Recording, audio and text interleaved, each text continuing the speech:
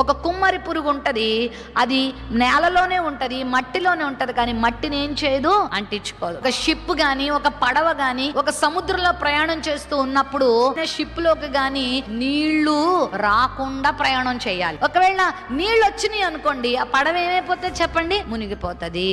అలాగే ఈ లోకంలో నువ్వు జీవించాలి, కానీ లోకమును ఏం చేయకూడదు, అంటించుకోకూడదు. నువ్వు ఒక ప్రత్యేకమైన జీవితం జీవించాలి. కొంతమంది అంటారు, ఏ ఎండక గొడుగు పట్టేస్తే బాగుంటది అక్క.